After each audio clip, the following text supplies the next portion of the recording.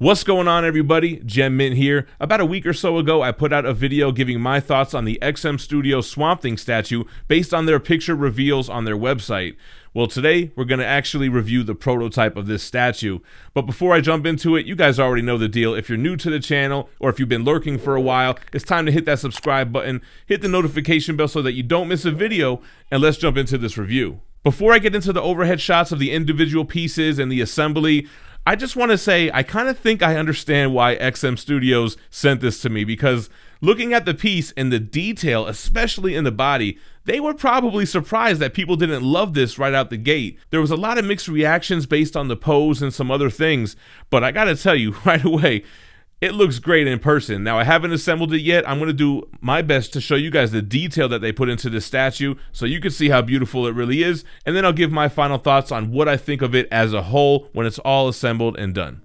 Alright guys, I just got to remind you, it's a prototype. You're going to see things that are not going to be the way they are in the production piece.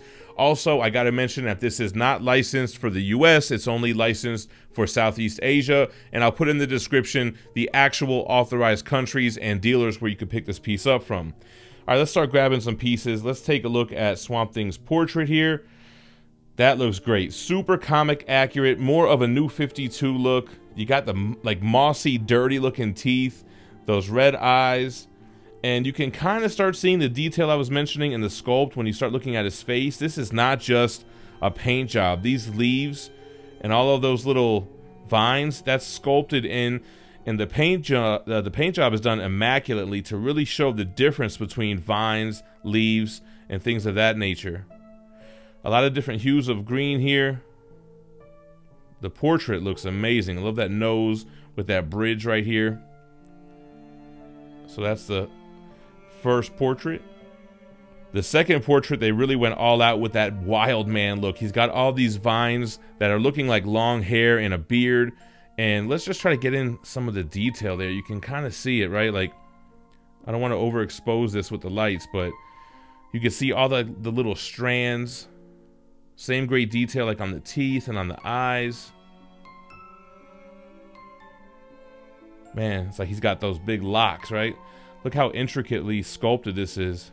So that looks cool. I didn't love this based on pictures. I do like it more in person. I still want to see what it looks like when it's actually on the body. Alright, let's get into the body and look at all the detail on this guy. The sculpt is crazy. With all of those leaves, the vines, it's going down his forearm. Let's take a look over here this way. Dang, that looks great. You got this little touch of a patch of leaves on his shoulder.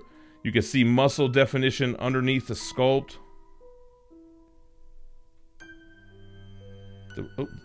Again, a prototype, but a great mix of the browns and the greens. Human anatomy mixed with this plant life. You've got these mushrooms on his thigh here. Wow. More of a muddied look down to the bottom of his right foot. His left foot is not on here because it keys into the base. We'll definitely take a look at that. Let's take a look at his back. Got the glutes. I like those like plates of tree bark. That looks good. I like the thick vein that's his spine. That's a good touch that goes all the way down. I like that little bit of a gloss to it. Man, all those different little leaves all throughout looks great, man. Let's take a quick look at some of these pieces of bark. So you have that brown paint job, but a little bit of a gloss in some areas, some green mossiness in some areas. The keys will be prettier with production and be magnetized. But I think these are all pieces that circle around the base. Here's another piece, again, just sculpted very realistically. Great textures with the paint, going from that glossy to that matte look. The moss look here looks good. It's very intricate, very swamp-like. Here's the biggest piece. This probably is towards the bottom of the base, I think. But again, you can see the greens and the browns. More of the same as with the other tree branches. I mean, it looks like I'm holding a real tree branch. I mean, what more could you ask for? Then finally, we have the last tree branch, which has some Easter eggs on it. So you have this little tree frog here. Cute little guy. That looks good. And then up close, you can see the texture of the moss, the texture of the bark. Then it's got the helmet of Dr. Fate, seemingly defeated by Swamp Thing. You got the blue type of glow to show off his magical aspects. Still have some styrofoam there. The tree bark or the tree branch protruding through the helmet there. I like that dull bronze look, the weathering on the helmet. He's been in a battle, obviously. And that's the last branch. And let's take a quick overhead shot of the base, get it on the turntable so we can kind of see what's going on in the swamp. So you have this big tree, which is part of Swamp Thing's leg. You do have this liquid type swamp water effect on the bottom. It's got a high gloss to it with that green murky look. You've got this drum that's totally destroyed, and you can see here where XM Studios put like this clear coat to make it look like it's leaking. That's a good look. You have mushrooms on the outside, more tree bark, wet, damp look. This little area here with these little trees. I'll do another shot from the side because this is not really how you'll view the statue. This, Swamp Thing will be in it. So that's enough with the overheads. Let's start looking at the base from the bottom and we'll start assembling it. All right, so here's a better look at the base from the side. As you can see towards the back, you have more of a rocky element, but you still have the tree branches and the vines kind of creeping over the rock. I like that kind of brownish rusted look along with those grays. And then moving over, you have those mushrooms like I mentioned. You have the green mossiness that they're coming out of. You can see the tree barks with the drum behind it. Very much a swamp scene like you would expect. More branches and vines. And then there's this other little area of plant life as well. These kind of like brownish, pinkish plants with green leaves coming up out of them. And then you're swinging back around to the rocky part, the part where his leg is growing out of, which I thought was interesting. So he is coming out of the swamp, and that's something I didn't catch from the pictures. All right, let's go ahead and put the tree branches in. So this one's just gonna slide in right here. And maybe they won't need to be magnetized in production because they tend to stick in pretty well just like this. Got to be a little careful with this one. I didn't want to chip off that plant. So that's the second branch. Here's the third one. We're actually gonna have to go up and under the other one the way that I did this. And this one had to wiggle it around a little bit to get it sitting tight. And there we go. And this is the last tree branch that just goes in the inside there. So I probably went out of order. Now we're going to get Swamp Thing in here. Now this one was a little tough to get in. Maybe you should do Swamp Thing first. XM will come out with an assembly video. But I just had to make sure to sit both of those keys flush into the keyholes. And I just ended up having to push down a little bit on the right side. Again, it's a prototype. This might be easier. When production comes, I would assume that it would be. But after just making sure it's in there, we are ready to go ahead and put on the portraits.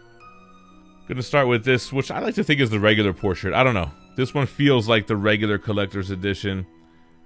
Swing it around to the front, and then we'll switch it out with the secondary portrait. And there we go, Blackbeard. All right, here is Swamp Thing in all of his glory. So this piece does retail 1,299 Singapore dollars. It has an edition size maximum 499, so it's going to be less than 500. And this one was designed by a 2D comic book artist, Riccardo Federici, and it was sculpted by Martine Augusta Simney. Also had input by the XM Studios design and development team. The piece stands about 24 inches tall. It's about 16 inches wide and about 12 inches deep. And then we're going to go ahead and show it again with the secondary portrait, which actually changes up the way that he's positioned. And in this position, his arm doesn't cast a shadow over his face. So I kind of like how it has a different angle to him. And it does kind of change up the pose slightly with having his face looking in a different direction. All right, so we have them all assembled. You guys saw the whole 360, and I don't think the detail of the piece was ever in question. I think people can tell from the pictures that the detail was great. The criticism was mostly for the pose.